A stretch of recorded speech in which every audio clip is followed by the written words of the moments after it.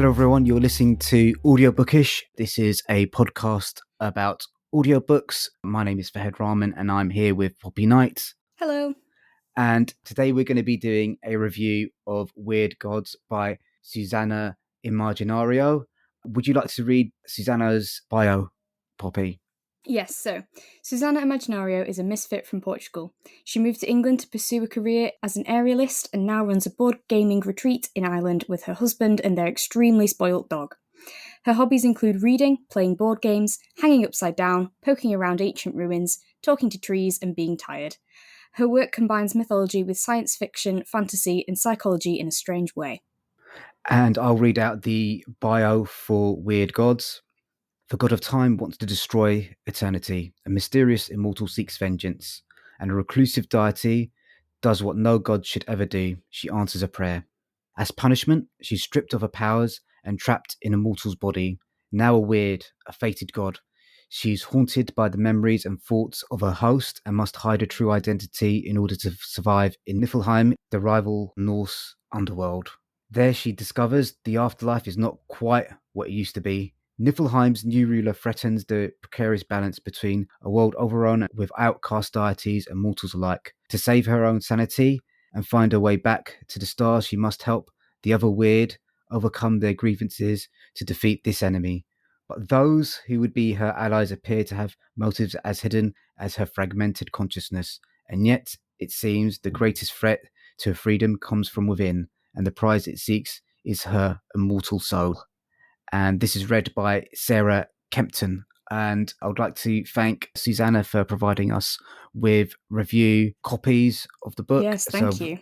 Thank you very much. We're really grateful to that. So this is kind of a reimagining of both Norse and Greek myths. What were your kind of initial impressions, Poppy? Yeah, it very much is that kind of lots and lots of mythology. Yeah. So you've got the Greek pantheon, the Norse pantheon, kind of the main ones. There's also a bit of Egyptian gods in there, and I think some other stuff as well. And yeah, it made me think very much to a lot of mythology stuff that I kind of know and am aware of in terms of books and TV and even just like on the internet. Quite a lot about mythology and stuff like that, and I think it's relatively common for people to sort of go through a mythology phase. And that was sort of what this book made me think of. Yes, certainly for anyone in that kind of mythology phase, that it would be really good. And mythology is kind of like quite in at the moment. I'm just thinking there's lots of feminist reimagining of especially the Greek myths. I don't think the Norse tradition has received quite the same treatment, apart from Guthrie stuff, I guess. Yeah. Apart from but this is very much not necessarily. I wouldn't say necessarily it's like a feminist reimagining, even, but it's kind of a unique take on if these two pantheons would face up together. We're forced together in an uncomfortable situation. So. Yeah, I didn't know quite what to make of it when I first started listening. I was kind of a little bit lost. And usually sometimes you read reviews of like fantasy novels, and people who aren't fans of fantasies, one of their common complaints is, I lost track of who the characters were. Early on, I got quite lost early about who the different characters were. I was just wondering if that's something that you encountered as well. Yeah, I did a bit as well. And I think sort of it's interesting that you brought up how it relates to other fantasy books, because obviously a lot of other fantasy books are creating their own lore, their own worlds, their own backstories, their own history, all of that. And so they're very conscious of the fact that they have to, or they can play around with it, but it's sort of an expectation that their audience is not going to know any of this stuff because this book is the first time it's being brought into existence, you know?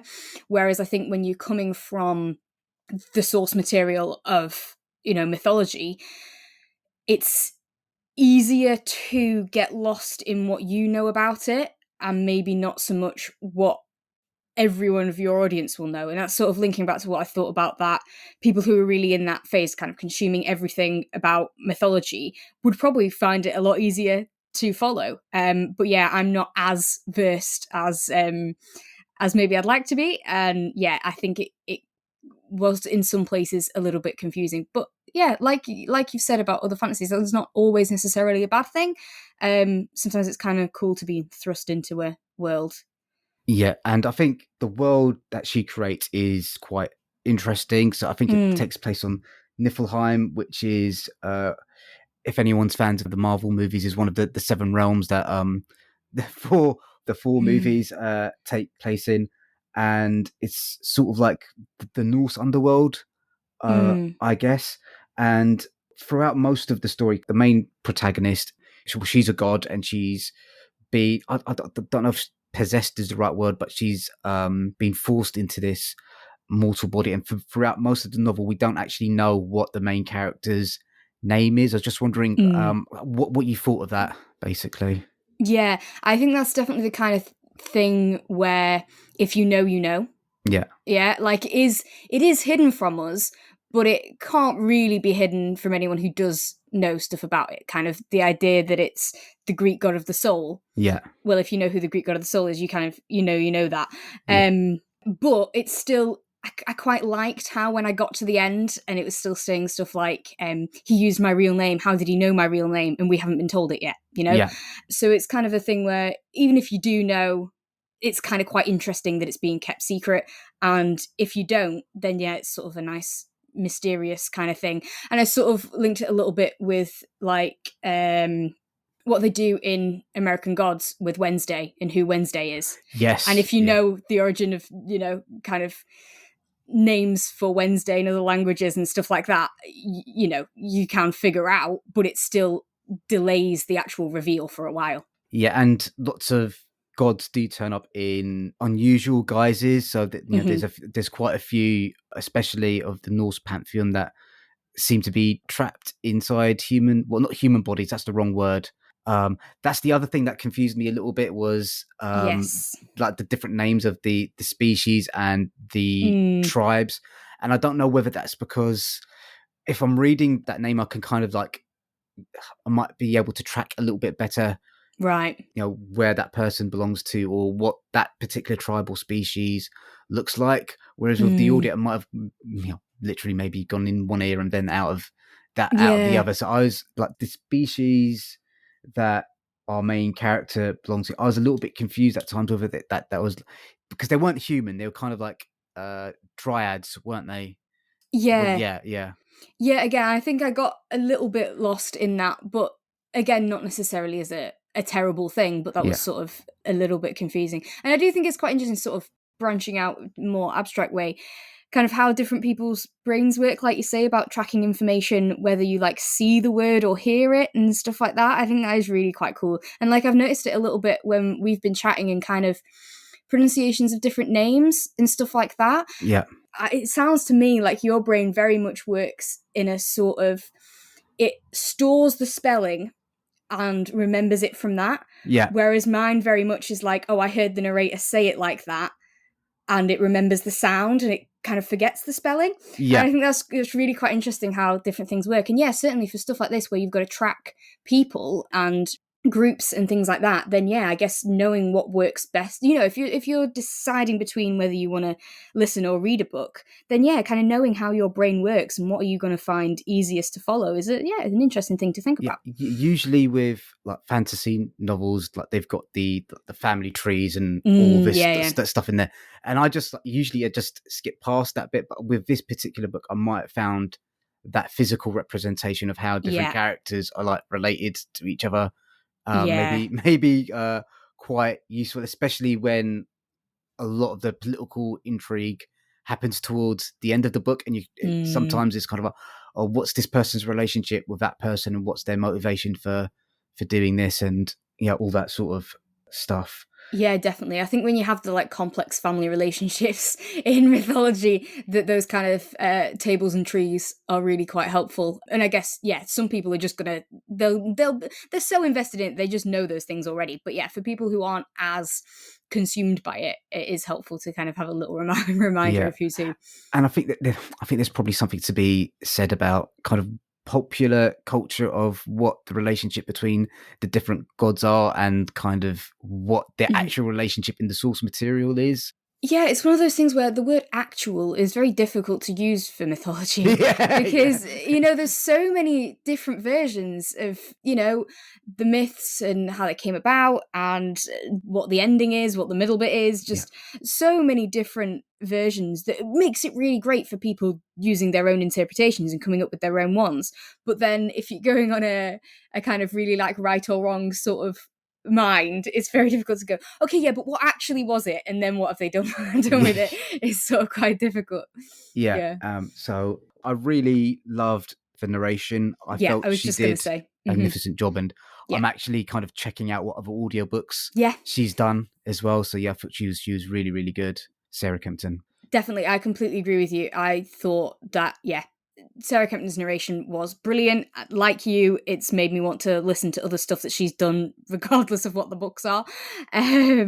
Or sort of, looking at her stuff first and then picking books rather than the other way around. I thought, yeah, she did a really, really good job. I thought all the expression and emotion in it was really good. I thought the loads of different voices was really effective. It was kind of we spoke about this difference between like feeling like you're being read to and like you're being immersed in Yeah. kind of thing. It was a sort of, you can definitely feel that it's one person doing these voices, but that didn't feel like a bad thing. That's just the style of it, Yeah. It's not meant to sound so much like you really are being surrounded by all these separate people, but it also didn't feel too much like she was sat there with a book reading it to you. I felt like it was a really nice combination of it being performed by a individual person, I guess is what I'm thinking. Yeah. And yeah, I thought that was really, really good. And yeah, properly brought it to life. And like I just said before, if you're deciding which you want to do, I would definitely recommend the audio. I did find it really good to listen to. And I think also maybe those points where you do find it a little bit confusing, I think the fact that, the continuation of the audio, the fact that it was still taking me through, kept me in it in those moments, maybe. Yeah. If Yeah. that makes sense. I would agree with that. So a couple of things I wanted to note about Sarah's performance. There's kind of, I don't know what the right word is, but there's sarcasm's the wrong word, but there's kind of like there's this wry wit to the way that Yeah. she performed it, especially when she was reading as the main character. Secondly, I really enjoyed the range of accents that she used. There was kind of a lot of northern sounding accents, and there was kind of, it wasn't quite Geordie, but it's kind of that sort of part of the country, and she kind of mixed that with posher sounding accents, and the way she did a lot of the male characters I really enjoyed, and kind of there was a couple of the female characters she performed really well. I think the Yeah. sister of the queen Yeah, I was just going was to say. ultra annoying, which I quite enjoyed, and kind of because we all know there's people that do speak like that with that kind of like sarcastic, like that sort of thing. Yeah. That I quite liked as well. Yeah, no, definitely, I agree. And I think the accents do a good job of helping you distinguish who's who. Yeah. And especially kind of in stretches of dialogue where people are just talking between each other, which I mean, even on a page can be hard to follow. I definitely know I'm sometimes like doing odd and even lines to try and work out who it is that said a certain thing in various books. So yeah, I think they did a good job of that. There were a couple of points, especially like you say, with this sort of Geordie sounding you one, Yeah. that I thought potentially the accent had slightly slipped a little bit. Yeah. But I mean, that's, a very picky fault with it. I thought it was really good. And again, it kind of comes back to that. You're aware that it's one person performing, and the fact that it's one person doing all those different ranges was really impressive. And yeah, it didn't exactly take me out of it. I thought it was really, really good. One thing I do kind of wish they did make use of, so the book is kind of split up between the main narration and then there's interludes where the point of view character changes, and I think it would be really useful if there'd been musical stings Got involved in you. that, just to kind of highlight that a little bit. I mean, they do say kind of interlude and then the name of the character, that the point of view that we're going to be hearing from, but I think that would have added something to kind of, especially because it's a fantasy novel, you could kind of get away with that a little bit. Well, I think it would have enhanced the experience a bit more as well. I think you're right actually, and yeah, that sort of mysticalness of it certainly would have enjoyed some music in there. I think possibly, yeah. Especially because we're dealing with different pantheons. So I just think it's kind of, Mm. Norse sounding or Norse based music for when we're switching to like a Norse god or Mm. Greek music when we're going to the point of a Greek god. I think that would have been quite nice. That would have been cool. Yeah. Yeah. Certainly not something to like fault it with, but Yeah. would be a cool idea for, yeah. Yeah. So we haven't talked a lot about the plot. So do you want to talk a little bit about that? Yeah, so kind of this idea that the worlds have been merged and kind of gods that have previously been separate and separate pantheons have been shoved together. And yes, our protagonist has sort of answered a prayer from a dryad whose world is being troubled by the suzerain, who's basically real evil guy. And somehow it's sort of wrapped in mystery through answering that. She's then ended up in this dryad's body and has a mission to sort of save something that world and defeat him. And meeting lots of different people along the way, different obstacles. There's some romantic and sexual entanglements. Yes, quite a few of those throughout the book, And traveling and all sorts of fantasy stuff. Yeah, so at the start of the book, we're introduced to 3 gods, which are the god of time, the god of life, and then the god of death. And the god of time he's set into place some scheme. And I think we kind of get an idea earlier on that the character that we're following is part of a counter scheme to stop the god of time from achieving what they're doing. But as a result, when they land in Niflheim, they've got amnesia, so they don't know who they are. All they know is they kind of remember they're a god. They don't remember how they've got here, why they're here, what they're supposed to do. So part of the central mystery of the book is her trying to piece together her memories and find out why she's decided to put herself into this situation and kind of, what her role in not necessarily bringing peace, but to counteract kind of the destructive forces that are taking place on the planet, which, to be honest with you, I think it's a cool conceit. It's a very, I want to say kind of Japanese RPG conceit. You see that a lot, right. Kind of the central hero kind of waking up with no memories of themselves and then trying to find out why they've been put into place. I felt that it affected the pacing a little bit too much for me. Right. I think it took a little while to get going in terms of picking up speed. Like towards the middle and the end of the book, kind of things start happening quite quickly, and we get really involved in what the different character motivations are and the scheming and stuff like that. It just, for me, it took a little while to kind of pick up speed, and the narration definitely kept me in it. If I was reading this, I might have put it down after a couple of chapters, I think, because it's I don't understand what's going on. It's taking far too long to kind of get going, and it also seemed a little bit at the start of the book, and I think it's probably a deliberate choice that things were happening to the main character rather than her making active decisions to kind of move forward. So I was just wondering if you had any thoughts on that. Yeah, I think kind of like pacing wise, one of the things I want to bring up is that when you get to the end, you get to the author's note, and it says how this started as an exercise to improve her English and became, being able to live a lifelong dream of having a book out. And I think one thing to take away from this is that I think this book shows a hell of a lot of writing potential, but it isn't necessarily all the way there yet. And I mean, we spoke about this when we spoke about Terry Pratchett, how when writers are starting out, it's not necessarily going to be perfect, and they practice and they hone their craft. And I think that is something to say about this one. I think potentially in pacing wise, the things we discussed about what does your reader know and what do they not know and stuff is things where I can definitely see that, being improved on in the future, and, it being kind of more testament to this is a first book, this is a starting point, definitely. And also in a similar way, I felt that there was a lot of times where the language used was potentially maybe a few too many fancy words.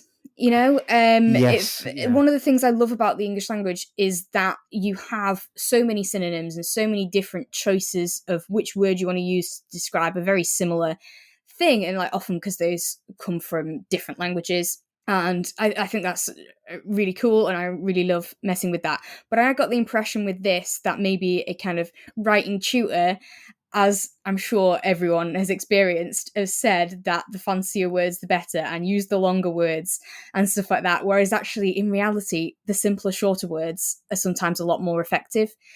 But again, I think that's something that's going to come with practice. And I mean, there's 3 of books in this series out now, so probably even, on book 3, that's probably already improved. And yeah, as she goes with writing, I think that honing writing skill, and certainly writing in a second language, Yeah. is gonna really improve. Yes, I think it's an impressive debut. I mean, Mm-hmm. definitely for sure. I think, especially writing in a second language, kind of English is an odd language. Like, just the grammatical rules don't make a lot of sense, and I kind of got a little bit of an impression, especially coming from. I think she's from Portugal. Kind of, Mm-hmm. there might be a little bit of hangover in terms of the way the Portuguese grammar and language is Oh, right.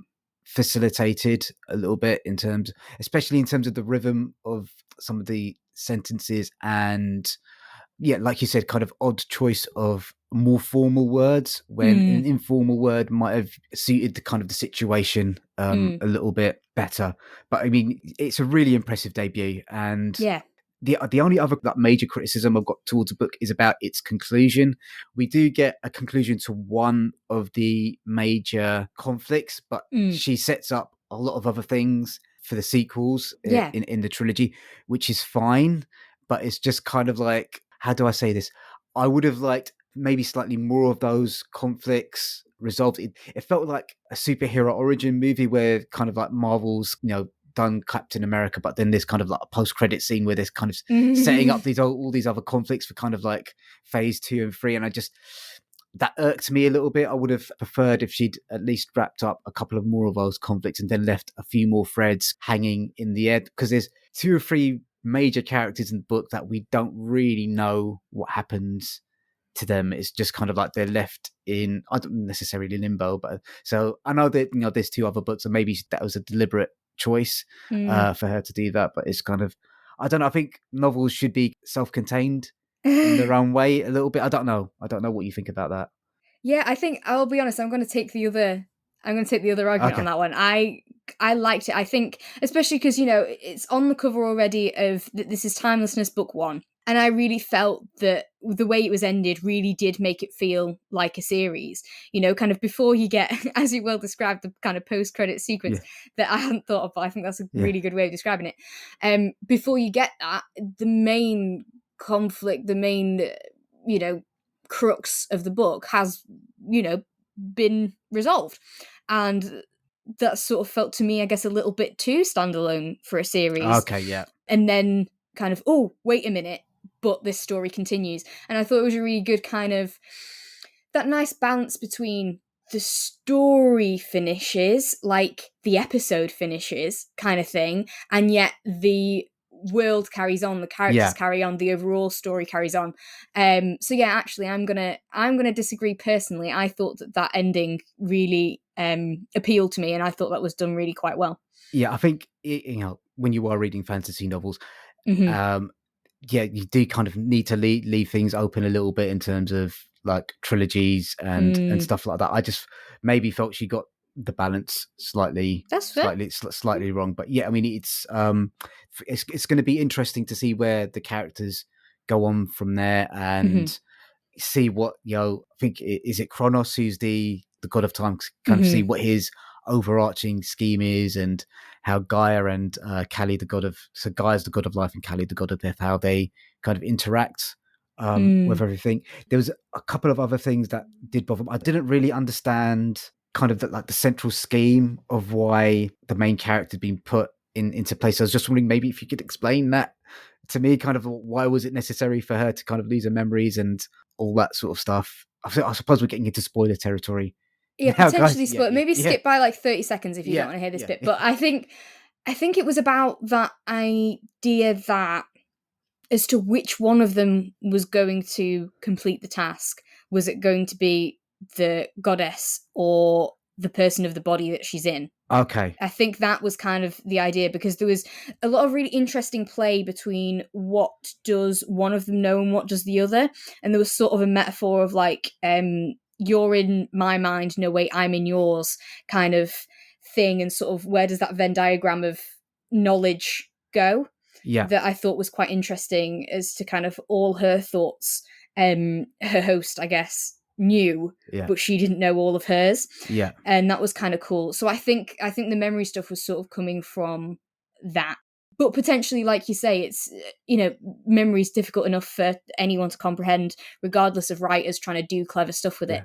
So yeah, potentially there might be some things where, we would change, or that she would change again later, to make this clearer or more interesting, or however. So I think the question I'm asking is, I don't understand why it was necessary for the goddess to lose her memories in order to complete the task. I didn't understand why it was that was kind of like a necessary step for her to take. Maybe it's a necessary step so that the book could happen. Maybe that was why. But and talking about memory, so I think we kind of hinted at earlier that these are two women sharing the same body, and we also mentioned there's kind of quite a lot of rampy pampy happening in the book. So in a previous episode we had Rebecca Fortain on, and she kind of mentioned how she preferred to read her romance rather than listening to it. And there are, I wouldn't say explicit sexual scenes, but there are a few scenes of sex in this. So I was just wondering how you felt about those scenes and that sort of stuff. Yeah, I think it was very much kind of brought into part of the story, and I'm not actually sure how this book classes, kind of, marketing wise and genre stuff wise, but I think it feels very much to me as a YA novel. We've said previously that's not an insult in any way, but those sorts of things about kind of dipping your toe into reading sex scenes and stuff like that is, a thing of that. And, hormones of the target audience and things like that, and kind of love triangles and blah, blah, blah, are in a lot, not all, but a lot of YA fiction. And I think it did feel very much like a YA sort of book. I sort of felt in a similar sense, so it's sort of a subset of that, kind of. It felt to me very much like a Tumblr book. And for you personally, that may be a good thing or a bad thing, but it very much felt to me like it was sort of a Tumblr readership would absolutely adore this book, but people who are not so Tumblr-y might not think it's for them. Does that make sense to you? Yeah, I kind of vaguely aware of what you're talking about. So I think that for me, her talking about like the glistening loins and like rippling abs and like wide shoulders and narrow waist and so. Okay, I get the idea. All right, you don't need to kind of like go into kind of like so much detail. One of the things I did enjoy about those scenes was kind of the dueling, and it's very much kind of like the dueling desires of the goddess and the dryad, because there's like different characters that each of them are kind of attracted to for different reasons, and each of them trying to almost wrestle control so they can realize those desires. I thought was quite an interesting story mechanism. Yeah, I agree. And kind of interesting as sort of, how they shared that out, and whose body was it, and kind of when the goddess was like, oh no, I don't really want to, but if you're gonna make me, it's sort of how I got at one point. And I did think that was interesting, and certainly with you pulling it out, I definitely think it's something that is an idea that I haven't really seen explored in many places, but that has a load of, I guess, metaphorical potential. Of that idea is, if two people share one body, how do things like that work? Things like consent, things like desire, stuff like that. That would be a really interesting thing, I guess, to explore just on its own, really, even. I think it is kind of quite convenient that both of them found the male characters that they did end up sleeping with. Both of the characters found them mutually attractive. I think it would have been quite interesting if they went down the road of like, oh, I don't really don't want to sleep with that person, and the other person does. I've not read any of the Twilight books. I don't know if you have, but there were kind of like a couple of scenes that did strike me a little bit at kind of straight out of Twilight. There's kind of a vampire type character in there, and it's just kind of like, maybe you're the wrong person to ask, but I don't understand why that's a thing, kind of having like an attractive vampire character as Mm. a love interest. I don't Yeah, get that. Yeah. I think you're right. I'm not necessarily the person to ask Yeah. about that, and I think it's the kind of the what's that show on Netflix called? Is it called like You or something? And the fact that there's a load of women that are obsessed with this, Oh, is it the male serial stalker? killer because he's a bit Yeah. handsome. Yeah, and Yeah. that not necessarily getting that sort of vibe, and it's a very different attraction to just like the bad boy attraction, because Yeah. that's a very different kind of thing, isn't it? So yeah, I don't know. Feel free to get in touch with us, guys, if you want to Yeah. explain the attraction. And Yeah. it's one of those things where I think we can go, okay, we don't really get it, but some people do, and it caters to that audience. Yeah. People who do are going to really appreciate it. So yeah. I mean, I'm really glad that I was listening to this in audio, because I would have had to skip past those scenes. I do find any time I come across a love scene in a book, I do get red-faced and embarrassed, and I have to skip forward a few pages. They are hard to get right. They are really hard to get right. I mean, we praise Mimid of Black Conch for basically everything, but did think there was a lot of mention of loins in that one as well. Because it's a difficult thing, and it's certainly not something that we're saying shouldn't be in there, but it's just an acknowledgement that it's something that's so difficult to get right, and that even when you do get it right, there's going to be people who tell you that that's not right, because I think one of the things that is most different in humanity is how we view things like that, and our preferences for things like that is just so diverse that you're never going to please everybody. So yeah. And there is quite a famous prize, the bad sex writing prize, kind of like the worst description of sex in a novel. I mean, none of the description in this book comes anywhere near that. No. For what it was fine, just not necessarily to my taste. I've kind of hit all the main talking points that I wanted to talk about. Is there anything else that you kind of want to talk about in terms of the book? Yeah, I don't know specifically. I think we have really covered quite a lot of it. I think one thing is that I found there were some kind of real gems of quotes and stuff and moments in there that I quite liked. Like, there was one about miscommunication between mortals causes more problems than all the gods, and stuff like that. Kind of, I guess, a little bit of a kind of Pratchett-y sort of quip exactly, there. And there was a part about this, a centaur came across this baby, and the baby was sort of smiling, and this talk about how fear of centaurs is learned and not innate, and that obviously thing about kind of how, we learn prejudice and stuff like that is obviously really important, and that was a nice thing that pulled out. So yeah, I think it is a really good book. And again, if you felt like you identified with sort of the audience I described, kind of tumblery and really loving your mythology, then yeah, give it a try. I think you would like it.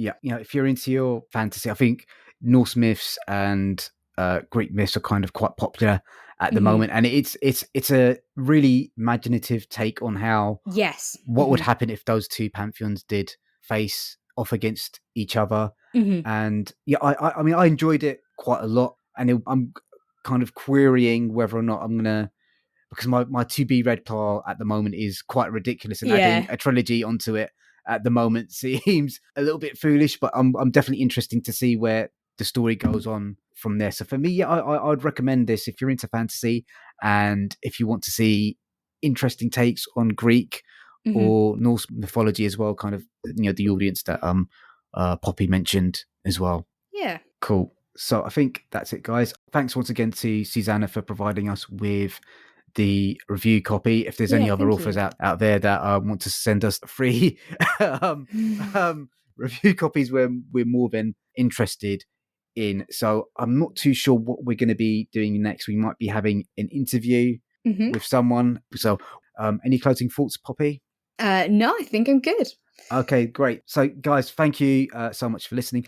Please subscribe, please leave a rating and review on whatever platform you find this podcast on. It really just helps with discoverability and listenership and all that sort of thing. And yeah, so thank you very much, and take care, guys.